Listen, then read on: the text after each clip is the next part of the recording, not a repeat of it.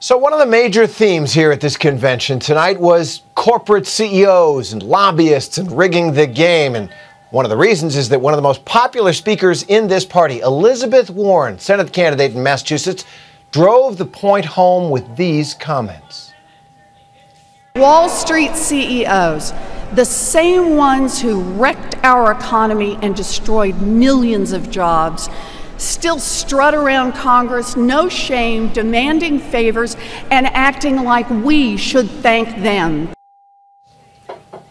So there's a lot of that 1% bashing happening on the floor, but outside these convention walls and at the Republican convention as well, it's a swanky party circuit that caters only to the very wealthiest political donors. And ABC's Brian Ross takes us inside. For both the Democrats and the Republicans, the conventions have been expensive and extravagant, with no sign of economic hard times in the settings of lavish parties and insider access for the highest bidders. Some of them very unhappy to see ABC News. Who are you? With ABC News. Yeah, this is the grossest we've seen until 2016. The grossest. Yeah. And most of it is being paid for by the big corporations, unions, lobbyists, and the super rich, many of whom flew into Tampa and Charlotte in their private jets. These are the real VIPs at the conventions, according to someone who was once one of them, convicted lobbyist Jack Abramoff. They're people who want something back. They're doing it because they have an agenda. In Charlotte, where the corporate headquarters of the country's largest electric utility company, Duke Energy, dominates the skyline, the company's money is dominating the convention. Duke's CEO not only pledged to raise $47 million for the convention itself, but the company is also helping to pay for a series of lavish events all over town that most delegates will never see, including this invitation-only concert with pop singer John Legend. For all the swinging and swaying, there's much more to it.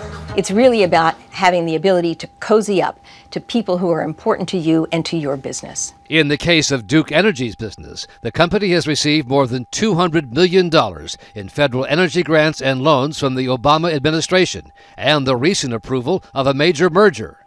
But Duke Energy says that is in no way connected to the millions of dollars its CEO, Jim Rogers, pledged to raise for the Democrats, or the $100,000 he has given personally. It's about promoting its hometown, Charlotte, according to Duke Energy. When we went to the Duke corporate headquarters, where Rogers was hosting a private party, we were turned away, told our cameras represented a security threat. No cameras are allowed here? No. Because? It's just our policy for security reasons. We received much the same treatment in Tampa from AT&T, which took over this restaurant directly across from the Republican Convention Forum for a week-long series of parties for top Republicans. This is his private property? Employees tried to hide the sign with the names of the honored public officials, and we were told to turn off our cameras or face arrest. I'll get the police. Thank you. For both parties, the intersection of money and power is a busy, often ugly place. There's no shame in what they're doing. There's pride. Harvard Law professor Lawrence Lessig is the author of Republic Lost: How Money Corrupts Congress. As you raise money from the tiniest fraction of the 1%, our Congress becomes dependent upon them. And so what's the effect then on policy? Well, in 1,000 ways.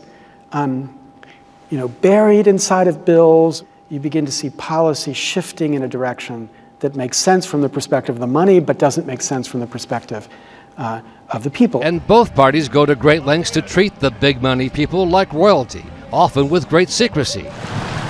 In Tampa, Republicans used this 150-foot yacht, registered in the Grand Cayman Islands, to honor the elite group of fundraisers who have brought in more than $1 million, known as the Romney Victory Council.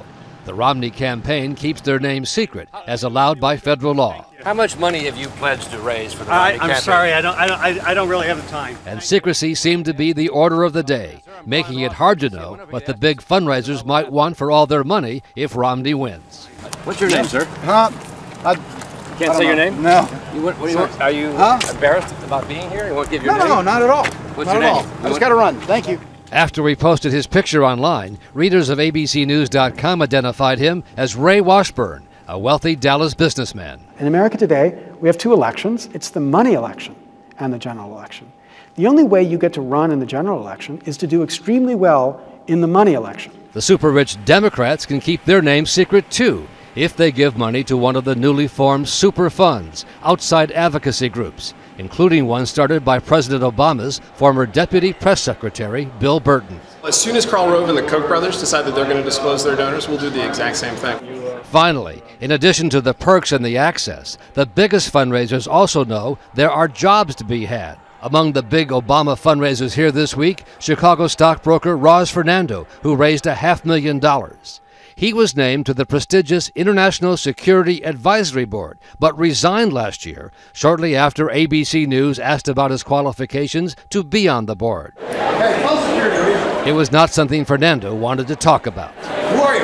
With ABC News. Yeah, this is... And once again, we were ordered to turn off our cameras, stop asking questions, or face arrest. Management vetting the property will be arrested. I'll be arrested for asking questions of this man? Please leave. The Supreme Court says all this spending is protected by the First Amendment as free speech. And while leaders in both parties acknowledge the system is out of control, like an arms race, no one is willing to be the first one to stop and give the other side a competitive advantage, Terry. That's great reporting, Brian, on one of the real stories going on here. Thanks very much.